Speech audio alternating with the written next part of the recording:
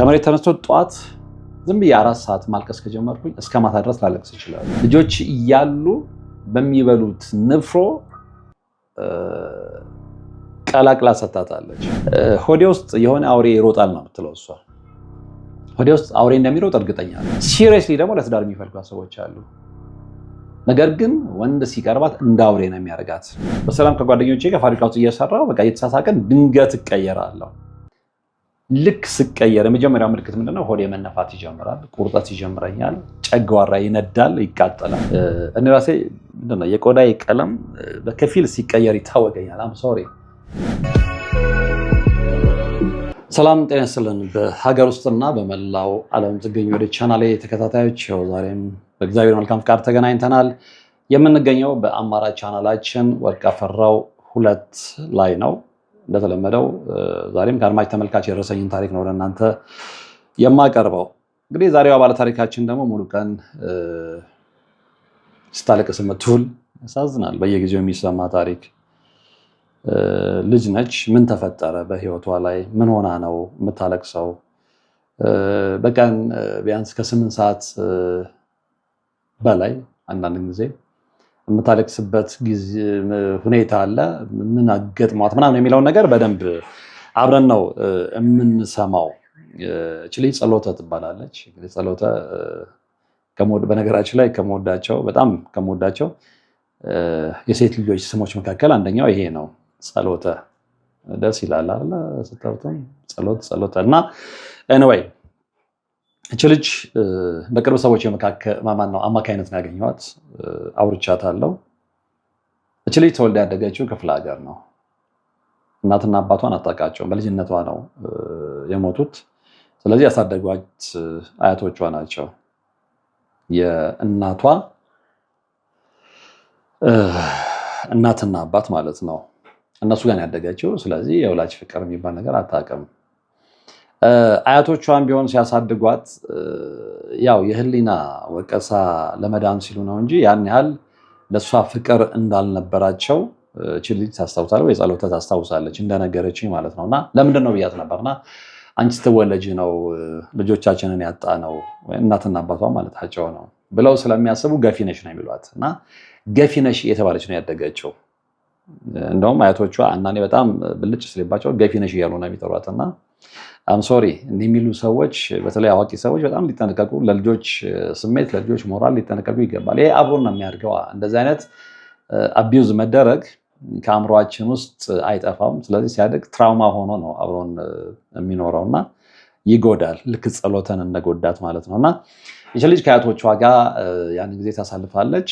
ያው መማር ስለነበረባት የነበረችበት የተወለደችበት የእናት አባቷ ሀገር አሁን ከአያቶቿ ጋር ትኖርበት የነበረው አሁን እዚህ አዲስ አበባ ነው የምትኖረው። እና እዛ ነው ትምህርት ቤት የጀመረችው።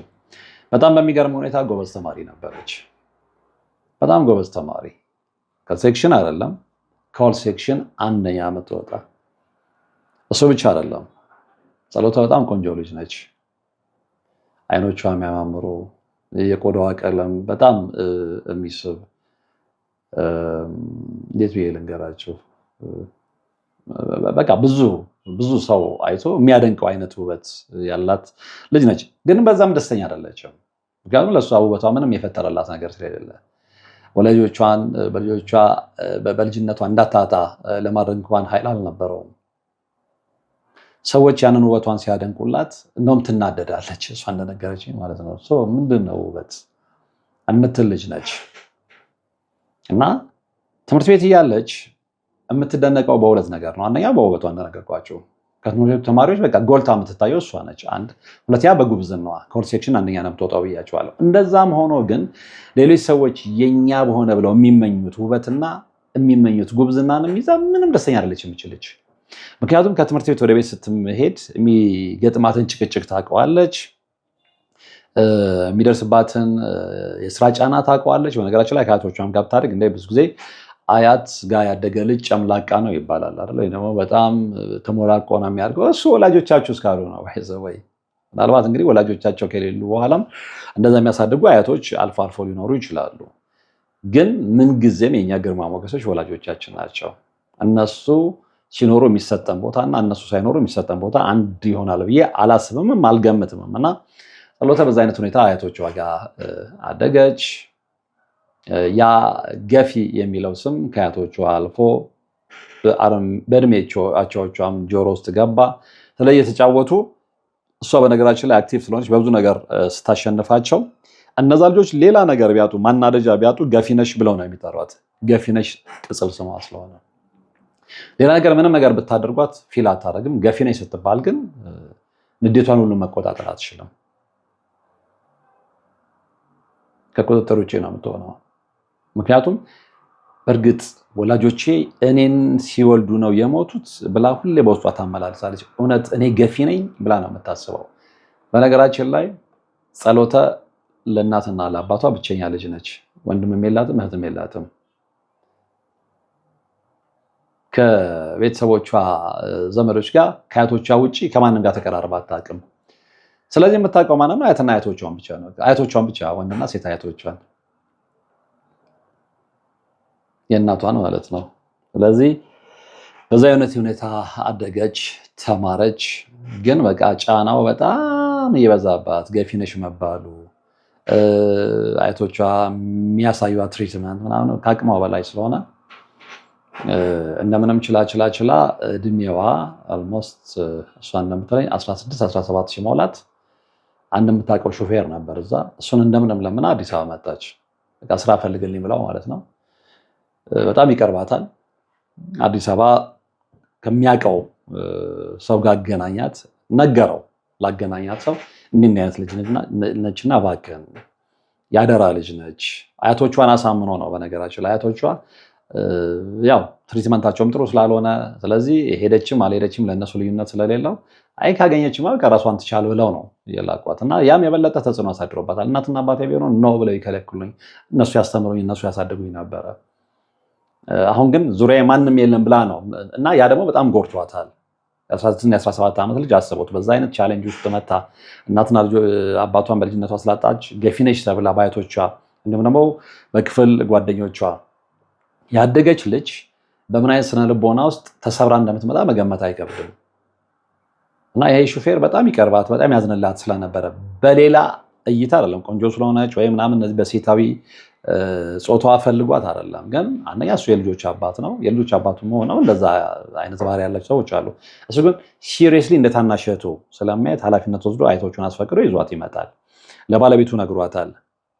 የተወሰነ ጊዜ ስራ እስከምታገኝ እኛ ጋር ትቀመጣለች። ከዛ በኋላ ስራ ባለቤቱም በጣም ጥሩ ሰው ስለሆነች ታሪኳንም ስለሰማች እንደ ልጃቸው ምንም ችግር የለውም፣ ምንም የሚያስቸኩል ነገር የለም፣ ከኛ ልጆች ጋር እንደ እህት ሆና ትቀመጣለች። መጣች ከልጆቻቸው ጋር። በነገራችን ላይ ይሄ ሹፌር ያልኳችሁ ሰው ሚስቱን አሳምኖ ያመጣት ጸሎተን 2 ሴት ልጆች አሉት። በጸሎተ እድሜ የሚሆኑ የአንድ ዓመት ልዩነት ነው ምናምን ያላቸው። አንደኛው ስንት ነው ያለኝ? እንደውም አንደኛው 17 አንደኛው 16 ዓመቷ፣ በአንድ ዓመት ልዩነት የተወለዱ ልጆች ማለት ነው። ስለዚህ ከእነሱ ጋር እየተኛች እንደ እህት እያዩት እነሱም ወደዋታል። በነገራችን ላይ ቤተሰብ በጣም ጨዋ ከሆነና የሰው ፍቅር ካለው ልጆች ያን እያዩ ነው የሚያድጉት። ቤተሰብ አካይስት ከሆነ ግን ልጆች ያን እያዩ ነው የሚያድጉት። እና አንዳንድ ልጆች ምንም ሰው የሚጠሉት ከቤተሰቦቻቸው የወረሱት ነው፣ ከየትም አምጥተው አብቅለውት አይደለም። እና ይሄ ቤተሰብ ግን ሹፌሩ የነገርኳቸው ሚስቱም እሱም የተባረኩ ሰዎች ስለሆኑ ልጆቻቸውም የነሱን ባህሪ ወርሰው ነው ያደጉት። እና ጸሎተ እዛ ቤት ውስጥ ሆና እነሱ የሚበሉትን እየበላች እንደውም እሱ እንደ ልጆቹ ልብስ ገዝቶላት አይዞሽ ነገ ትቀየሪያለሽ እያለ እያበረታት እሱ ጋር አስቀመጣት። በኋላ ስራ ትገኛላት። እንግዲህ ተምራችሁ ከኦል ሴክሽን ፈርስት እየወጣችሁ እናትና አባት ስለሌላችሁ ብቻ አያቶቻችሁ ስለገፏችሁ ብቻ ስራ የማታመርጡበት ደረጃ ላይ ህይወት ገፍታ ትጥላችኋለች። ጸሎተም እንደዛ ነው የሆነችው። የተገኘላት የትም አይደለም። ትምህርቷን ከማል ነው ያቋረጠችው። ያንን የመሰለ ውጤት ይዛ ሰው ቤት ነው የተቀጠረችው። ምንም አማራጭ ስላልነበረበት አልተሰማትም። በቃ ህይወት እዚያ ዙሪት ላይ ከጣለች በቃ እጣ ፈንታዬ ነው፣ ያን ልጅ እቀጥላለሁ፣ ነገር ደግሞ የሚሰጠኝን እግዚአብሔር እጠይቃለሁ ብላ ነው የመጣችው። ሰው በዛ አይነት ሁኔታ ህይወት ቀጠለ።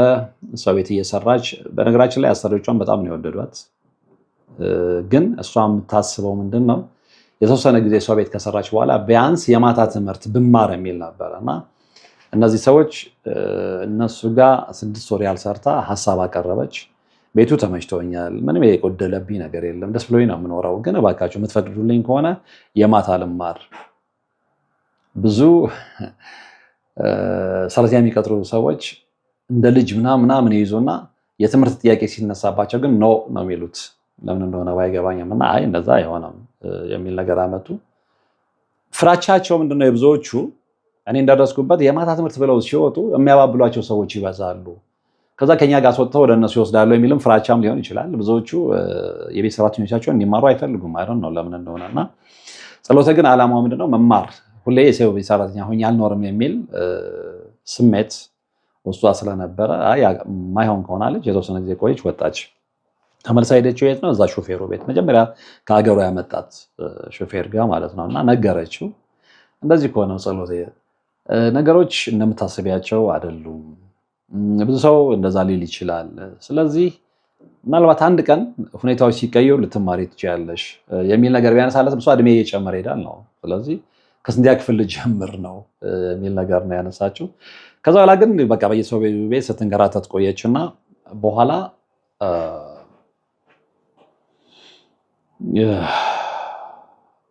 አንድ የወረቀት ማምረቻ ፋብሪካ ውስጥ ስራ ተገኘላት።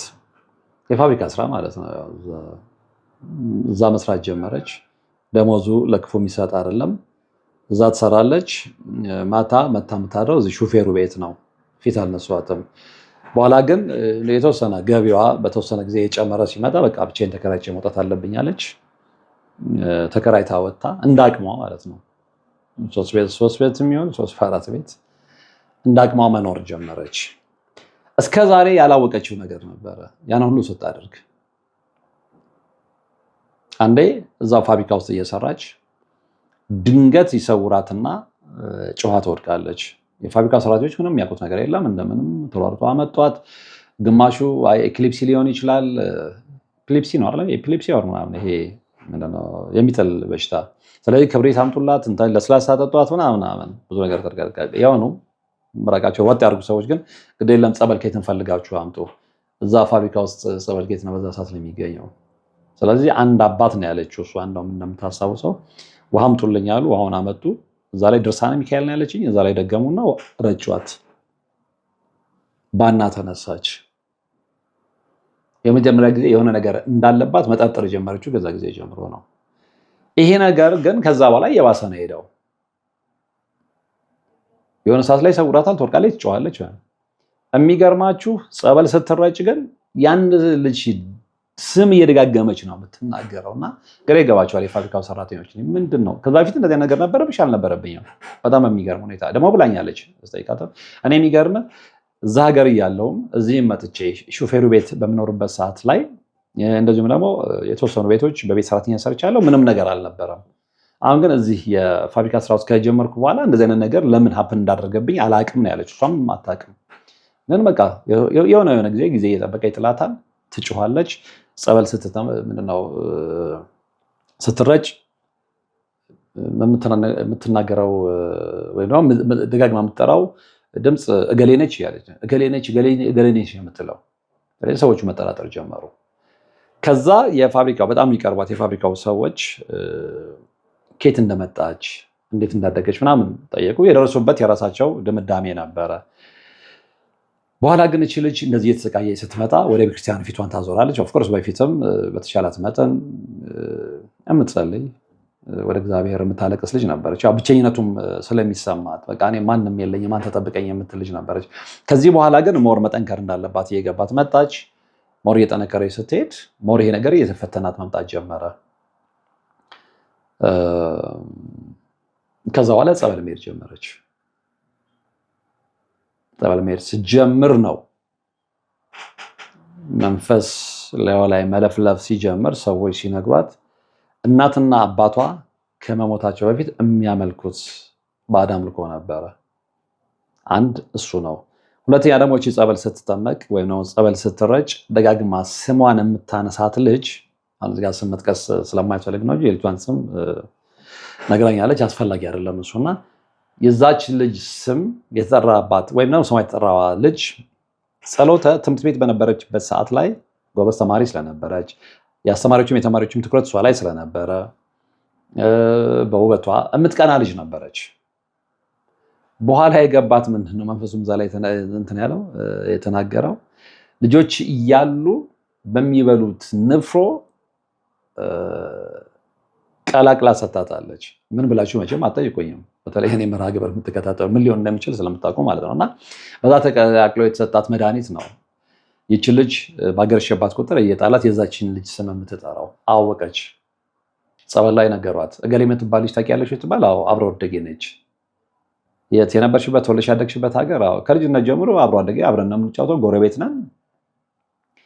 ግን እኮ መንፈሱ የተናገረው እንዲህ ነገር አድርጋብሻለች። እኔ እንጃ ነው ያለችው።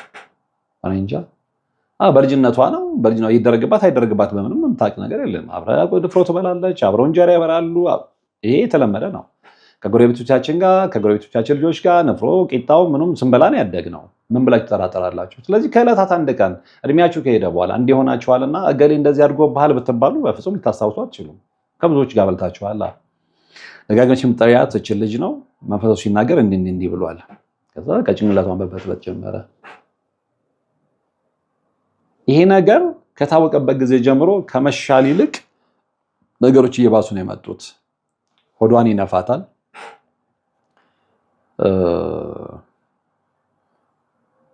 እሷ የምትለው ምንድነው? ከመቼውም ጊዜ በላይ ሆዴ በጣም ያብጣል ነው የምትለው።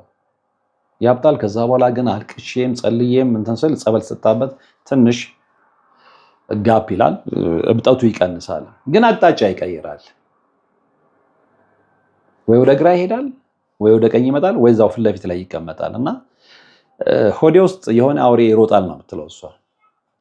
ሆዴ ውስጥ አውሬ እንደሚሮጥ እርግጠኛ ነኝ። ስለዚህ አውሬ ሊሆን የሚችለው እሷም እንደምጠረጥረው ከተነገረት ነገር ላይ ተነስታ ማለት ነው። እና ጸበል ብዙ ጊዜ ስትረጭ ያ ነው ሀፐን የሚያደርገው። እና እዚህ ጋር የነበረውን ልክ ጸበል ስትሰጣ አቅጣጫ ይቀይራል ነው የምትለው። ስለዚህ እቺ ልጅ እንደተነገራት እንግዲህ በነፍሮ የተሰጣት ነገር ወደ አውሬነት ተቀይሮ ሆዷ ውስጥ አድርገው ሊሆን ይችላል። እና ይሄ የብዙዎች ቤትን ያንኳኳ እውነት ስለሆነ ማለት ነው። እና እስቲል በዚህ አይነት ሁኔታ እየተሰቃየች ያለች ልጅ እስቲል ነው። አሁንም ወረቀት ፋብሪካ ውስጥ ነው የምትሰራው። በጣም ጎበዝ ሰራተኛ ነች። አትለግምም። ሰራተኞች ይወዷታል። ታሪኳን ሰምተዋል፣ ያደንቋታል። እንደውም የድርጅቱ ስራ አስኪያጅ ግድ የለሽም ሁኔታዎች ይመቻቹና በጊዜ እንለቅሻለን፣ እየተማርሽ እያደግሽ እዚሁ መስሪያ ቤት ደህና ቦታ ላይ ትደርሻለሽ ነው ያላት። እንዲህ አይነት ቸር ሰዎች ያጋጥሙ ደስ ይላል። ያን ተስፋ አድርጋ ነው እየሰራች ያለችው። ነገር ግን ይሄ ነገር ሲያገረሽባት እንኳን ስራ ልትሰራ ይቀርና አሁን ጸሎተ እድሜዋ ጨምሯል። ለአቅመ ሔዋን ደርሳለች። ቆንጆ ልጅ ነች። ብዙ ወንዶች ይመኟታል። አንዳንዶቹ አዎ ለጊዜያዊ ስሜታቸው ይመኟታል። ያንን ይገባታል። ሴት ነች። ሲሪየስሊ ደግሞ ለትዳር የሚፈልጓት ሰዎች አሉ። ነገር ግን ወንድ ሲቀርባት እንደ አውሬ ነው የሚያደርጋት። እንደነገረችኝ በፍጹም መቅረብ አትፈልግም። ይሄ አይነት መንፈስ ነው። ይሄ ኮታሪ ያለ እንትና መንፈስ ነው ብያት ነበር። አዎ ከቅርብ ጊዜ ወዲህ ተረድቻለሁ ነው ያለችው። ምን ላድርግ እፈልጋለሁ እንደማንኛውም እንደ እድሜ እኩዮቼ አግብቼ ወልጄ የራሴን ቤት ይብዛም ይነስም የራሴን ጎጆ መስርቼ መኖር እፈልጋለሁ። ነገር ግን ይቀርቡኛል ሰዎች፣ ጥሩ ሰዎች ጭምር፣ የእውነት ጨዋ ሰዎች ጭምር ይቀርቡኛል። ነገር ግን ሁለት ቀን አብረን ከተቀመጥን ሶስተኛው ላይ አውሬ ሆኜ ነው እማባረራቸው። ትንሽ ነገር ነው የሚበቃኝ። የሚገርምህ ግን አለች አሁን የተከራየችው ቤት ውስጥ ስትኖር አንዳንድ ጊዜ ከመሬት ተነስቶ ማለት ነው ከመሬት ተነስቶ ጠዋት ዝም ብዬ 4 ሰዓት ማልቀስ ከጀመርኩኝ እስከ ማታ ድረስ ላለቅስ እችላለሁ። እስከ ማታ ድረስ ማለት ነው። ስለዚህ ይሄ ህይወቷን እየበጠበጠው የመጣው ነገር ምን እየሆነ እንደሆነ አሁን እየገባት መጥቷል። ሁለት ነገሮች፣ አንደኛው ከቤተሰቦቿ የመጣ እናትና አባቷ ያመልኩት ከአያቶቿ ያወረሱት ያው ከአያት መጥቶ ነው እናትና አባት ላይ የሚያርፈውና ያ መንፈስ አንድ፣ ሁለተኛ ደግሞ ያቺ የተባለችዋ ልጅ በንፍሮ የሰጠቻት መድኃኒት። ስለዚህ ይሄንን ነው የምላችሁ እንደ ጥላ ስለሚከተለን መጀመሪያ ያደረግነው ነገር ያንን ቆርጠን የማንመጣ ከሆነ የስኬት ህይወትን አንናፍቅ፣ የስኬት ህይወትን አንጎምጅ፣ የስኬት ህይወትን አንመኝ። ምክንያቱም እዛ ጋር ማጥራት ያለብንን ነገር አጥርተን መውጣት ነው ያለብን። ሚሊዮን ጊዜ ቆንጆ ብትሆን፣ ሚሊዮን ጊዜ ጎበዝ ተማሪ ብትሆን፣ ሚሊዮን ጊዜ ሰዎች ቢያደንቁ እዛ ጋር የሆነ ኮተት እንደ ጥላ ተከትሎ የመጣ ኮተት ካለ በህይወት ላይ እንደ እባብ ተጠምጥሞ ሁሉ ነገር ነው የሚያበላሽብህ። ስለዚህ እንደ እባብ የተጠመጠመውን ያንን ማንነት ቆራርጠህ መጣል መቻል አለብህ። የቤተሰብ አምልኮና ባዕድ አምልኮ ከሆነ ንስሐ ገብተህ ቀይረህ ተጠምቀህ ቆራርጠህ መጣል አለብህ። እናትና አባትህ በህይወት ካሉ አሳመነህ ቅዱስ ቁርባን እንዲቀበሉ ማድረግና ያንን ህይወት እንዲረሱ በትክክለኛው መንገድ ማለት ነው ቤተክርስቲያን ወስደህ ያንን ማድረግ መቻል አለብህ።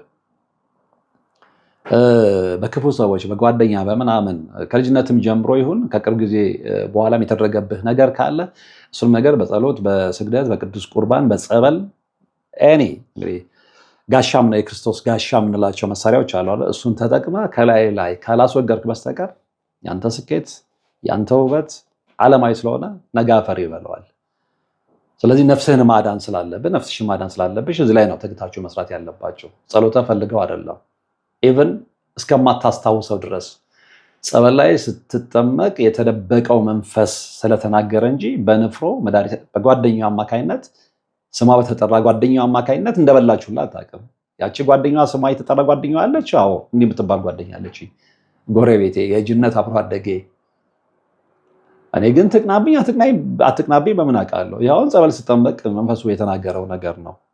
ሪሊ የማውቀው ግን እንደዛ የምትባል ጎረቤት ጓደኛ አብሮ አደግ እንዳለች ነው። ንፍሮ ብቻ አይደለ፣ ብዙ ነገር ምግብ አብረን እንበላለን፣ በጣም ብዙ ነገር አብረን ሼር እናደርጋለን። ያንን በምን ላስታውስ እችላለሁ ነው ያለችው።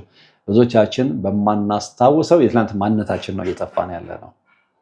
በማናስታውሰው የትላንት ጓደኞቻችን ምናልባትም ደግሞ በትዝታ ብቻ የቀሩ ጓደኞቻችን ባደረጉብን ግን እንዳደረጉብን በማናውቀው ነገር ነው እየጠፋን ያለ ነው እና ወደኋላ ዞር ብለን ማንነታችንን ልንፈትሽ፣ ከነማ ጋር ነበር፣ ምን ተደርጎብናል፣ እንዴት ነው ያሳለፍነው። በተለይ በህይወታችን ላይ ለውጥ ስንመለከት በህይወታችን ላይ ለውጥ ስኬት አልመጣ ሲለን፣ ትምህርት አልገባ ሲለን፣ መፍዘዝ ስንጀምር፣ ማልቀስ ስንጀምር። በነገራችን ላይ ማንም ሰው ጤነኛ የሆነ ሰው ውስጡ ስፒሪቹዋል ኃይል ከሌለ በስተቀር ጠዋት 4 ሰዓት የጀመረ እስከ ምሽቱ 10 ሰዓት ምናምን አያለቅስም። ግልጹ ነው የምነግራቸው። ምናልባት ላዩ ላይ ቁጭ ብለው ነገ የሚጋለጠው መንፈስ ምን ሊሆን ይችላል? አንዳንዴ ይደበላለቃል። ያው ባህሪያችንን ተመስሎ ስለሆነ አብሮን የሚያድገው ባህሪያችንን ወርሶ ስለሆነ አብሮ የሚያድገው ይደባለቅብናል። እኛንን መንፈሱ ነው የሚለውን እንኳን ብዙዎቻችን አናውቅም። ስለዚህ ስናለቅስ እኛ የምናለቅስ የሚመስለን ሰዎች አሉ። አንዳንዴ ራሳችን ልናለቅስ እንችላለን፣ አንዳንዴ መንፈሱ ሊያለቅስ ይችላል። በተለይ ሲቀጠቀጥ እናንተ ወደ ትክክለኛው መንገድ ስትመጡ፣ እናንተ ጸሎት ስትጀምሩ ላያችሁ ላይ ያለ መንፈስ ሁሌም እናንተ መቆጣጠር እንደማይችል ተገንዝቦ ተበሳይቶ ሊያለቅስ ይችላልና ይህንን ለይተን ማወቅ መቻል አለበት። አብዛኛው መንፈስ በባህሪያችን ተመሳስሎ ስለሆነ አብሮ ነው የሚያድገው ማለት ነውና ይሄ ሊገባን ይገባል። ስለዚህ እች ልጅ አሁን ቀኑን ሙሉ ማልቀስ ብቻ አይደለም። የሚገርማችሁ ቀን ትሰራለች፣ ማታ ምትታ ምናልባት 1 ሰዓት ተኩል ማክሲመም 2 ሰዓት ልተኛ ትችላለች። ሌቱን ሙሉ እንቅልፍ የሚባል ነገር የለም። ጣራ ስትቆጥር ነው የምታድረው። ፈልገው አይደለም። ከእንቅልፍ ጋር ከተፋታች ረጅም ዓመት መንፈስ እንደዛ ነው የሚያደርጋችሁ። እንቅልፍ ይነሳችኋል፣ ያነጫንጫችኋል፣ ያስለቅሳችኋል። ከፍ ያለና ደግሞ ምናልባት እናንተ ሳታውቁት ውስጣችሁ ያደገ ሌላ ማንነት ካለ ደግሞ ውስጣችሁ ውስጥ አውሬ ሆኖ ሲንቀሳቀስ ልታደምጡ ትችላላችሁ። ልክ እንደ ጸሎተ በሰላም እየሰራው አለች። በሰላም ከጓደኞቼ ጋር ፋብሪካ ውስጥ እየሰራው በቃ እየተሳሳቀን ድንገት እቀየራለሁ። ልክ ስቀየር የመጀመሪያው ምልክት ምንድነው? ሆዴ መነፋት ይጀምራል፣ ቁርጠት ይጀምረኛል፣ ጨጓራ ይነዳል፣ ይቃጠላል። ከዛ በኋላ ስራ መስራት አልችልም፣ ያጋሳታል። ስለዚህ እፎ የምትለው ምንድነው? ብዙ ጸበል ከጠጣችሁ በኋላ ነው ህመሟ ሄውድ መነፋቱ እየቀነሰላት የሚመጣውና ሪሊፍ የምታገኘው እንጂ በተረፈ ህይወቷ ምንድነው? ሌሊት ቁጭ ብሎ ጠራ መቁጠር፣ ሲቆጥሩ ማንጋት፣ ጠዋት ወደ ስራ መሄድ፣ ከዛ ሲመለሱ ምናልባት 1 ሰዓት እስከ 2 ሰዓት ትንሽ ሸለብ ማድረግ፣ መበሳጨት፣ ምክንያት አልባ በሆነ የዲፕሬሽን ስሜት ማልቀስ፣ ብቸኛ ነኝ እዚህ ምድር ላይ ማንም የለኝም ብሎ ማሰብ፣ ጓደኞችን ማራቅ፣ በትክክለኛ ስሜት እንኳን የቀረቡ ለፍቅር ጓደኝነት የሚጠይቁ ወንዶችን ሲያዩ አውሬ መሆን፣ ይሄ ሁሉ ጸሎተ ላይ የሚታይ ባህሪ ነው። ጸሎተ ላይ የሚታይ ብቻ አይደለም፣ በነገራችን ላይ ብዙዎች አያውጡትም አያውቁትም እንጂ ብዙዎች ላይ የሚታይ ባህሪ ነው። ገንዘብ ኖሯቸው መልክ ኖሯቸው ህይወት ተሳክቶላቸው ምናምን ቢሳሉ ባል የማያገኙ ሴቶች አሉ። ለምንድነው? ስለታቸው ሳይሰማ ቀርቶ አይደለም፣ ግን መጀመሪያ ማጥራት ያለባቸው ነገር ስላለ፣ መጀመሪያ የተጠናወታቸውን የአይነ ጥላ መንፈስ ማስወገድ ስላለባቸው፣ መጀመሪያ ቤታቸው ውስጥ የበቀለውን ከዘር ማንዘር እየተላለፈ የመጣውን የባዕድ አምልኮ ቆርጦ መጣል ስላለባቸው። ይሄ ባልሆነበት ሁኔታ ነገሮች ተሳክቶልህ ፎቅ ብትገነባ፣ መኪና ብትይዝ፣ የፈለክበት የፕሮፌሽን ደረጃ ላይ ቁጭ ብለህ ሃይሊ ፔድ ብትሆኚ ህይወት ባሰብሽው መስመር አትሄድም። ህይወት ባሰብከው መስመር አትሄድም።